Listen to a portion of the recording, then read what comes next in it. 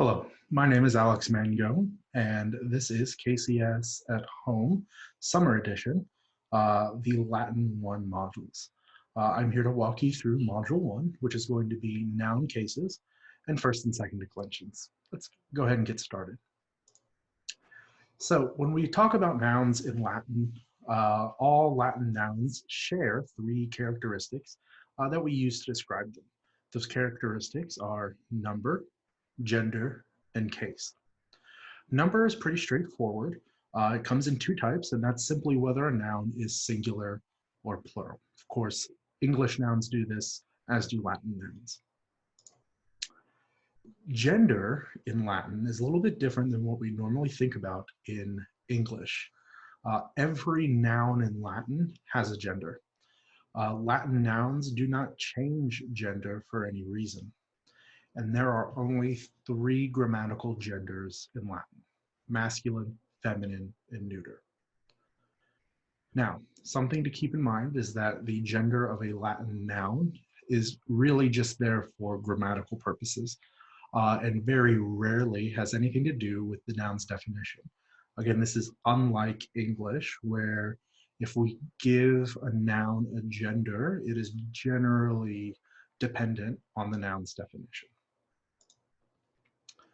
Cases is something that doesn't really exist in English anymore. English used to have cases. There are a total of 5 cases for nouns in Latin. Each case lets us know how a noun is used in a sentence. These can be things like if the noun is the subject of the sentence, if the noun is the direct object of a sentence, so on and so forth. And again, the 5 cases in Latin are going to be the nominative, the accusative, the genitive, the dative, and the ablative. And we're going to take a look at all 5 of these a little bit closer here. So let's start off with the nominative case. It is one of probably the first case you'll ever really learn in Latin, and it has 2 main roles. Its largest role being that it represents the subject of the sentence. So if a noun is in the nominative case, it's going to be your subject most of the time. The second role that the nominative case has is being a predicate nominative. And we'll take a look at what that means exactly. So predicate nominatives are nouns that are only used with linking verbs. So here in English, we have the example, Julius is a girl. Well, the predicate nominative is a girl because it is a nominative in the predicate of the sentence. When we translate this into Latin, this becomes Julia est puella. Keep in mind that in English, verbs like am, is, are, was, were, all of those are considered linking verbs. In Latin, we see that with est, sum, and so on and so forth. In our second example, we have Marcus is a bad boy. Again, the bad boy is our predicate nominative, and is our linking verb. So when we translate that into Latin, we get Marcus est improbus puer. And these are basically the 2 main things that the nominative case does. So let's move on to the accusative case. The main point of the accusative case, its biggest function, is that it shows what the direct object of a sentence is. Remember that direct objects receive the action from the verb. So the subject performs the action, and the direct object will receive that action. Keep in mind, especially as we move forward through these modules, that only action verbs use direct objects. Okay, so there has to be some sort of action being performed in the sentence. So we have our examples. Marcus hits Julia. So hits, pulsat, is our action verb, right? Definitely an action going on there. And Julia is the one receiving that action. Okay. So when we translate that into Latin, Julian is going to be accusative and let us know that it's the direct object, and pulsat is our verb. Okay. And we're going to go through all the 5 cases first, and then we'll figure out how to tell these apart. But as you see the examples, I'm sure you'll be able to catch on. Our second one, Amelia beats Marcus. So again, Amelia is the subject. The action is beats, and the direct object is going to be Marcus. The next case that we need to cover is the genitive case. The genitive case is used to show possession over an object. For example, in English, we use apostrophe s or the preposition of to demonstrate possession. Examples include the book of Julius is long. So of Julius would be the noun that's in the genitive. Okay, it's the thing showing possession. Amelia loves Marcus's flowers, right? So the genitive seeks to answer, well, whose actually is it? So whose flowers is it? Marcus's flowers. So Marcus would be in the genitive, okay? And remember, when you are dealing with the genitive in Latin, especially if you are writing things in Latin, that the noun in the genitive will always follow the noun that it's showing ownership over.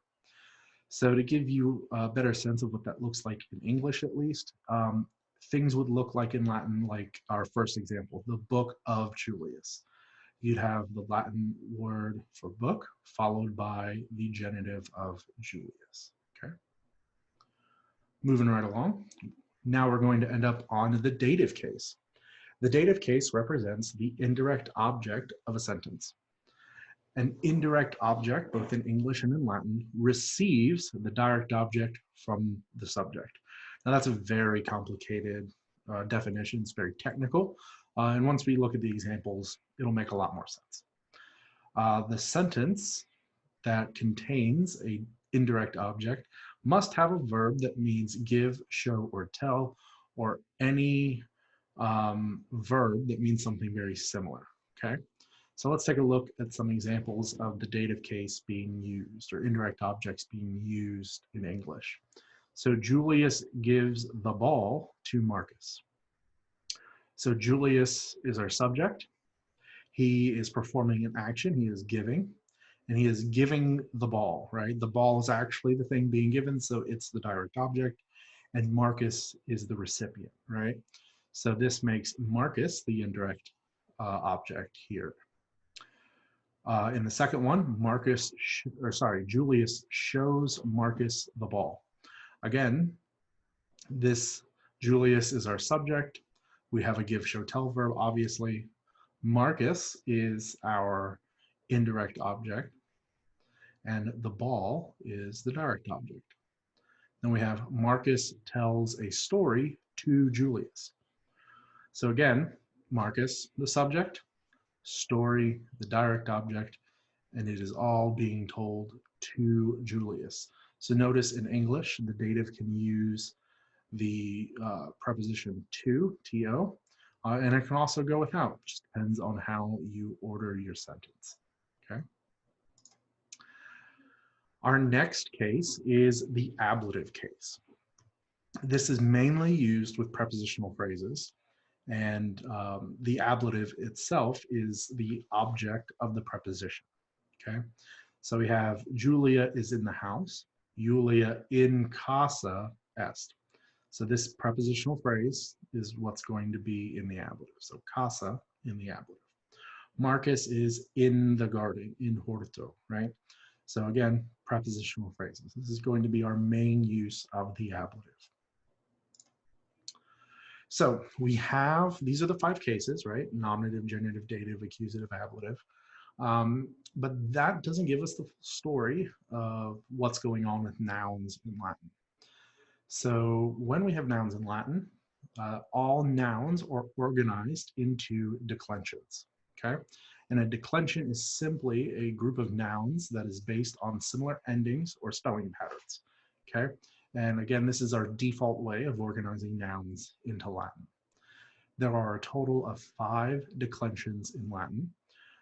We are going to take a look at 2 in Module 1, so first and second declension. We will cover third declension later on in a different module, and the 4th and 5th declensions will be covered in your Latin 2 class. So let's take a look at first declension, okay? What does this mean? So first declension is generally made up of mostly feminine nouns. So if you have a noun in first declension, probably going to be feminine. There are some masculine nouns sprinkled throughout, but for the most part, it is indeed mostly feminine. and this contains no neuter nouns. Okay, so as you can see here, we have our chart of first declension. On the left-hand side are all of our cases. Okay, now as you see, there are different suffixes, or we'll just say endings here listed in the chart. Each one of these endings represents a case. Okay, so in Latin, your noun will have one of these endings on it, and that ending will tell you what it's doing in the sentence. Okay, so if we see a noun with a short a on it, right, that would make it nominative and singular, so it tells us that there's only one of that noun, and it is most likely the subject of a sentence. Just like how if a noun ended in long as, that would make it accusative and plural. So this is probably going to be our direct object, and it's definitely going to be a plural noun. Okay, and this is basically how all Latin nouns work. They belong to a declension, and they use that declension's endings to represent different parts of the sentence. Okay, so let's take a look at second declension next.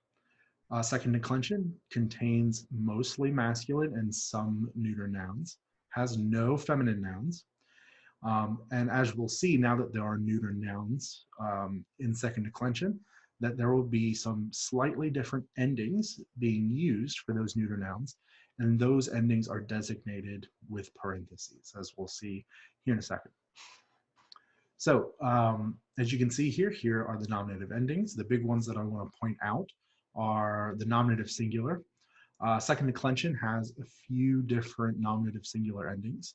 The most popular one being the ending us. Okay, and of course, if it's neuter, it'll be the nominative plural, long I in the masculine, and short a in the neuter.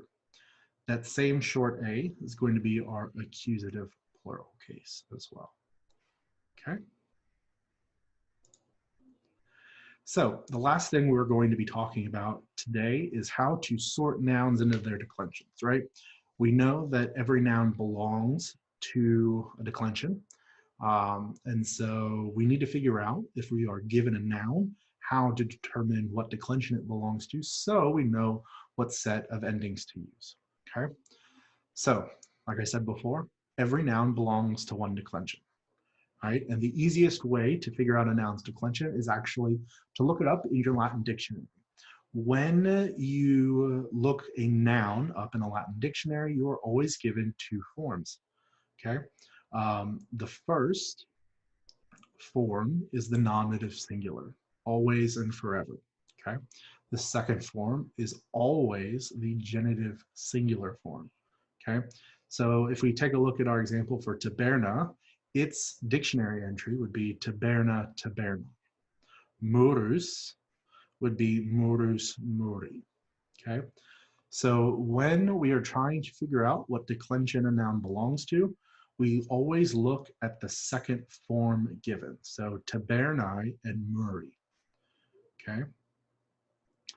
So as I said before, these are the genitive singular forms. And the great thing about them, the reason why they are given in the dictionary entry, is that all genitive singular endings are unique in each declension. Okay, so the genitive singular ending in first declension is different from the one in second declension, from the one in third, so on and so forth. Each genitive singular is unique. So if you know the genitive singular and you know which declension that genitive singular belongs to, you know what declension it's in, and you can go from there, okay? So today we've covered the ability to sort nouns into declensions. We figured out what noun cases are, okay? I highly encourage you to check out the Magistrula exercises, okay? You can find those in the user guide to help get you some practice recognizing first and second declension nouns and being able to tell what case and number a noun is when you see it out in a translation, okay? So take a look at that. There's also some vocabulary words that you can take a look at on Quizlet, all right? Hopefully you have found this module helpful. I hope everyone is doing well, And that pretty much wraps us up for this module. I'll see you all in module 2. Thank you.